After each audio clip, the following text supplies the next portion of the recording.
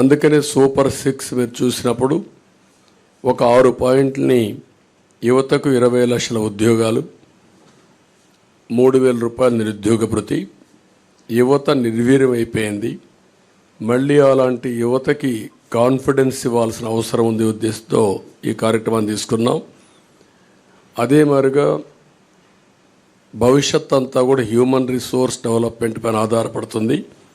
స్కూల్కి వెళ్ళే ప్రతి ఒక్క విద్యార్థికి 15,000 రూపాయలు తల్లికి వందనం కింద, ఇది కాకుండా ప్రతి ఒక్క మహిళకి 1,500 రూపాయలు నెలకి ఇవ్వడం.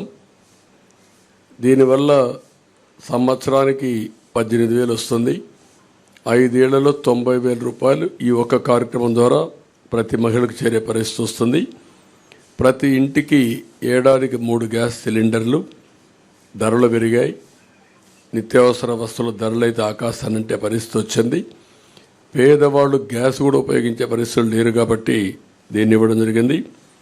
ఉచిత ప్రయాణ సౌకర్యం, దీనివల్ల మొబిలిటీ మహిళల్లో ఎక్కువ ఉంటుంది. ఉద్యోగాలు చేయాలన్నా, వ్యాపారాలు చేయాలన్నా, బయట పోయి రావాలన్నా చాలా సులభంగా ఉంటుంది. అందుకే ఈ కార్యక్రమం తీసుకొచ్చాం. ఇంటింటికి రక్షిత మంచినీరు, కొళ్ళాయి ద్వారా నీళ్లు ఇవ్వడం. రెండోది, రాష్ట్ర వ్యాప్తంగా స్కిల్ సెన్సస్, ఇది first of it's kind in the country. ఇంతవరకు కులగణన చేశాం. రిలీజియన్గా ఏ కమ్యూనిటీ ఎంత ఉన్నారు, ఏ రిలీజియన్ ఎంతమంది ఉంటారో చేశాం. ఫస్ట్ టైం స్కిల్ గణన చేయడం, అంటే స్కిల్ ఎవరికి ఎలాంటి స్కిల్స్ ఉన్నాయి, ఎలాంటి స్కిల్స్ సమాజంలో మెరుగైన అవకాశాలు ఉంటాయి, ప్రపంచంలో ఎలాంటి డెవలప్మెంట్ జరుగుతాయి, ఎలాంటి స్కిల్స్ మన యువతకు కానీ అందరికి కానీ ఇవ్వగలిగితే ప్రొడక్టివిటీ పెరుగుతుంది అనే దానిపైన మెయిన్గా ఫోకస్ చేయడం కోసం దీన్ని పెట్టుకోవడం జరిగింది. ఇంకొక పక్క చిన్న మధ్య తరహా పరిశ్రమలకి, అంకుర సంస్థలకి ప్రాజెక్ట్ వ్యయంలో గరిష్టంగా 10 లక్షల రూపాయల సబ్సిడీ ఇవ్వడం. ఇది కాకుండా ఇంకొక పక్కన చూస్తే ఎన్డీఏ ప్రభుత్వం తెచ్చిన 10% ఈడబ్ల్యూఎస్ రిజర్వేషన్స్ అమలు చేస్తాం. అది economically middle class, all OCs ఎవరైతే ఉన్నారో వాళ్ళల్లో 10% ఈడబ్ల్యూఎస్ రిజర్వేషన్స్ పెట్టి, అందులో కూడా ఎకనామికలీ బ్యాక్వర్డ్కి రిజర్వ్ చేసి విద్యా ఉద్యోగాల్లో ప్రాధాన్యత ఇస్తాం. ప్రజాదాని అమరావతిని మళ్ళా కొనసాగించి ఉపాధి, ఉద్యోగ అవకాశాలన్నీ కల్పిస్తాం.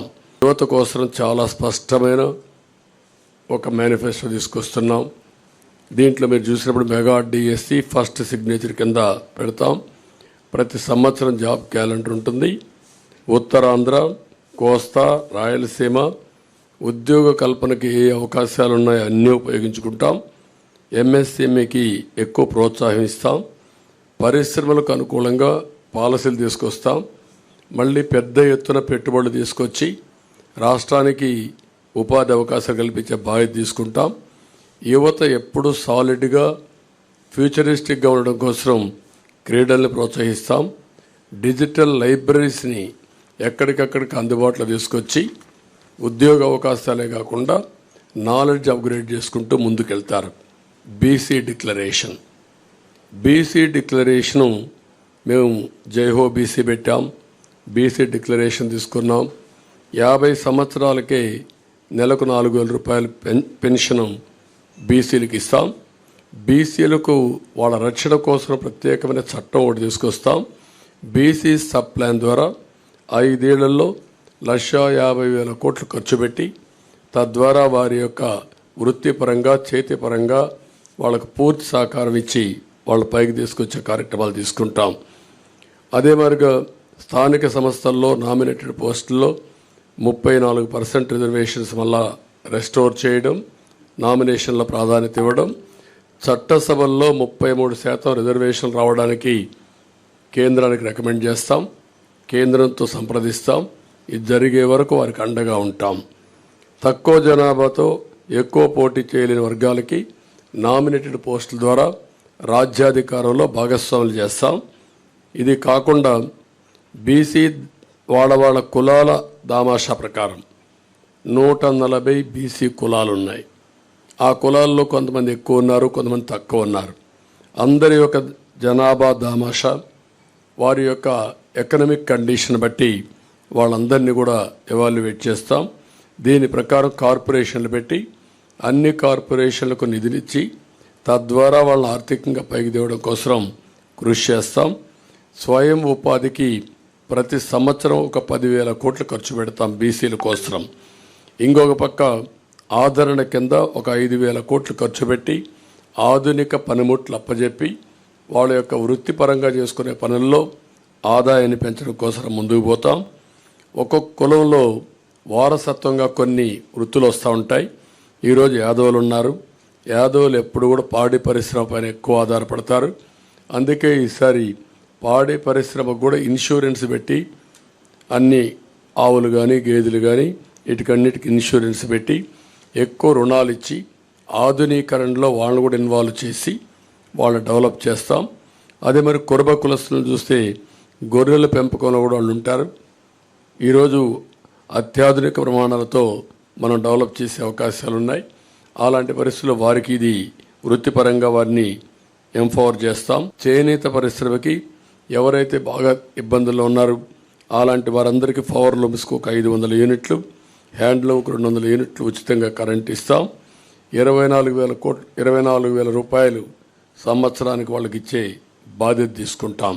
ప్రతి కుటుంబానికి కూడా ఒక 24,000 రూపాయలు ఇచ్చి వాళ్ళని ఆదుకుంటాం.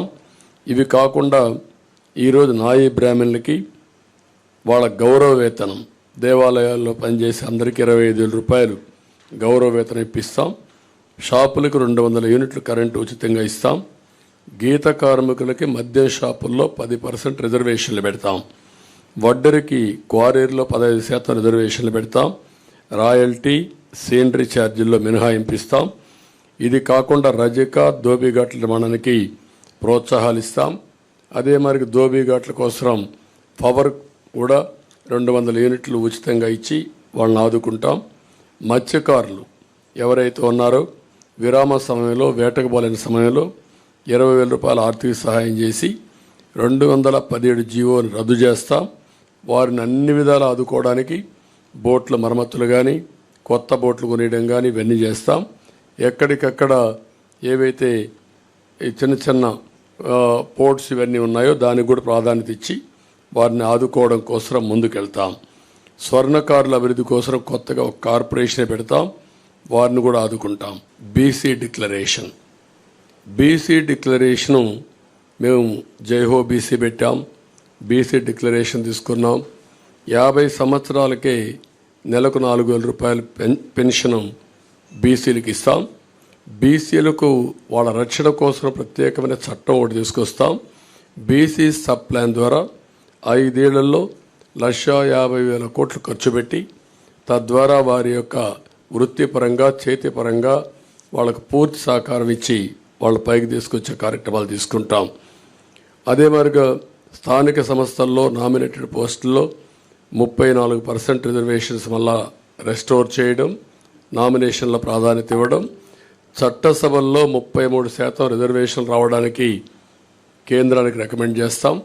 కేంద్రంతో సంప్రదిస్తాం. ఇది జరిగే వరకు వారికి అండగా ఉంటాం. తక్కువ జనాభాతో ఎక్కువ పోటీ చేయలేని వర్గాలకి నామినేటెడ్ పోస్టుల ద్వారా రాజ్యాధికారంలో భాగస్వాములు చేస్తాం.